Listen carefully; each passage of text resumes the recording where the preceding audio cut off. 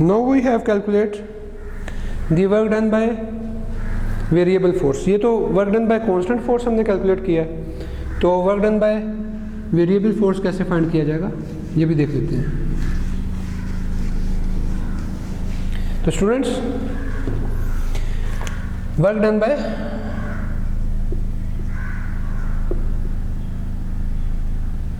Variable force. Variable force means कि force की magnitude या डायरेक्शन या दोनों चेंज हो रही हैं। फॉर एग्जांपल ये एक बॉडी है,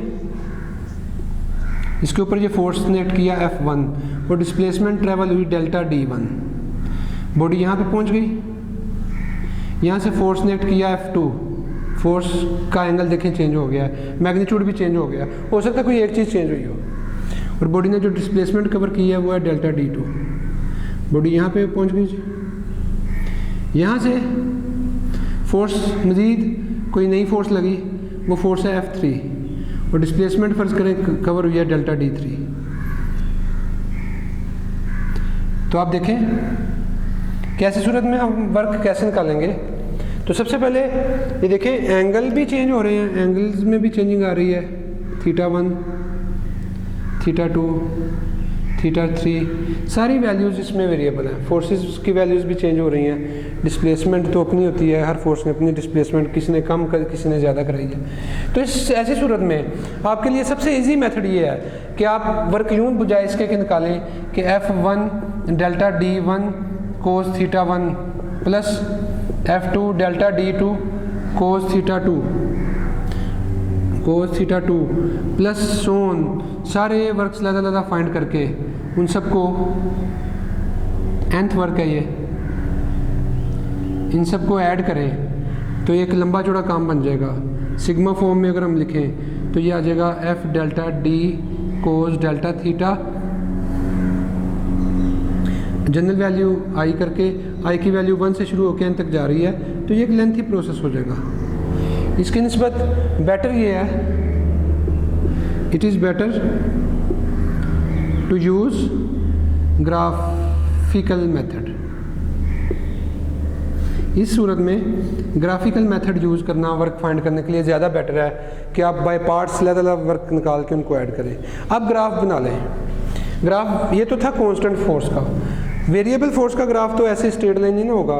वेरिएबल फोर्स का ग्राफ फिर कैसा होगा ये देखें। वेरिएबल फोर्स का ग्राफ जो है उसमें फोर्स कम या ज़्यादा हो रही है, ये देखें इस तरह से। तो ये ग्राफ जो है ये स्ट्रेट लाइन नहीं है। अब जब ये ग्राफ स्ट्रेट लाइन नहीं है और हमने यहाँ से वर्क फाइंड करना है, मेथड हमारा यही होगा, area of FD graph represent work. लेकिन अब ये रेक्टेंगल तो नहीं बन रही, अब तो ये एक अब्रप्ट सी शेप बन गई है। अब हम वर्क कैसे फाइंड करेंगे, किस तरह से यहाँ वर्क निकाला जाएगा, how we can calculate the work from this graph. तो इस ग्राफ से वर्क निकालने का आसान मेथड ये है कि आप ये जो डिस्प्लेसमेंट है इसे छोटे छोटे पार्ट्स में डिवाइड कर दें। ये देखें, ये मैंने पहला पार्ट किया डेल्टा D1, ये अंदर कोई जनरल छोटा सा पार्ट, डिस्प्लेसमेंट को बहुत स्मॉल पार्ट्स में डिवाइड किया, delta DI, and the last is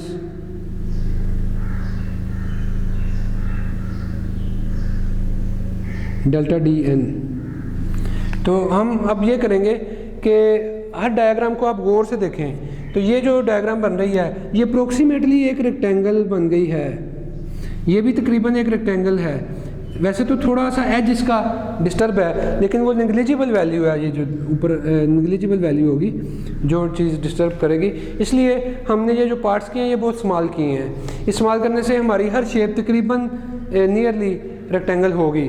तो हमें हर रेक्टेंगल का एरिया निकाल के उनको ऐड करना पड़ेगा। तो यहाँ एरिया हर पार्ट का अलग अलग निकलेगा, उनको फिर ऐड करेंगे तो हमारे पास जो टोटल फोर्स आएगी वो क्या होगी, F इज इक्वल टू, ये फर्स्ट ग्राफ है, यहाँ पे फोर्स थी F1 और डिस्प्लेसमेंट है डेल्टा D1। तो क्या बन जाएगा, F1 delta D1 length into width, area का फार्मूला अप्लाई किया। अब पैरेलल कंपोनेंट के लिए साथ कोस थीटा है। बेसिकली ये यूँ कर लें मैं आपकी आसानी के लिए कि ये ग्राफ F कोस थीटा और डी का ड्रा किया जाएगा। क्यों? क्योंकि वर्क करने वाली फोर्स तो एफ कोस थीटा होती है, मतलब पैरेलल कंपोनेंट तो एफ कोस थीटा का होता है ना, पैरेलल कंपोनेंट को हमने यूज़ करना है। तो पहला हमारे पास पार्ट आ जाएगा F1 cos theta 1 width multiply by length delta D1 plus इसके बाद जो सेकंड पार्ट होगा F2 cos theta 2 multiply by delta D2 plus on. तो जनरल पार्ट अंदर आ जाएगा Fi cos theta I delta Di और लास्ट पार्ट आ जाएगा Fn cos theta n delta Dn। Summation form में इसको लिखते हैं तो वही हमारा रिजल्ट होगा, लेकिन एक कंडीशन भी इसमें साथ लगेगी। वो कंडीशन ये है कि हमने डिस्प्लेसमेंट जो की हैं वो बहुत स्मॉल की हैं, स्मॉल करने के बाद एरिया फाइंड किया है। तो डिस्प्लेसमेंट के ऊपर हमें ये कंडीशन अप्लाई करनी पड़ेगी कि डिस्प्लेसमेंट्स आर वेरी स्मॉल। तो हम उसको यूँ लिखेंगे F is equal to limit displacements are very small summation, sum कर रहे हैं बहुत सी टर्म्स को, और वो जनरल टर्म बनती है Fi cos theta I multiply by delta Di। ये जनरल टर्म में फर्स्ट भी सेकंड भी सारी आ गई हैं, और I की वैल्यू स्टार्ट हो रही है 1 से और जा रही है n तक। तो ये आपके पास, सॉरी ये मैंने F लिख दिया, ये आपके पास टोटल वर्क आ जाएगा। तो ये आ गया जी work done by variable force. दोबारा से मैं कांस्टेंट फोर्स का ग्राफ भी रिपीट कर देता हूँ, उसमें मैं ये चीज़ बताना आपको भूल गया, अब दोबारा बता देता हूँ कि कांस्टेंट फोर्स का भी जो ग्राफ होगा वो ग्राफ डी का और एफ कोस थीटा का होगा, क्योंकि जिस फोर्स ने वर्क करना है, जो हमने स्टार्टिंग पे देखा कि वर्क करने वाली फोर्स तो वही होती है जो पैरेलल हो डी के, तो इसलिए पैरेलल जो कंपोनेंट होता है एफ का डी के लॉन्ग, तो वो एफ कोस थीटा वाला होता है। Perpendicular component F sine theta होता है। इसलिए जब ग्राफ ड्रा करेंगे तो हम वो कंपोनेंट ही यूज़ करेंगे वाई एक्सिस के लॉन्ग जो वर्क कर रहा है, and that is parallel to the displacement component that is parallel to the displacement. तो चाहे कांस्टेंट फोर्स का ग्राफ हो चाहे वेरिएबल फोर्स का ग्राफ हो, the graph will be drawn between the component of the force that is parallel to D which is F cos theta, और दूसरी तरफ आप ले लेंगे डी। ठीक हो गया। तो ये थे जी ग्राफ्स।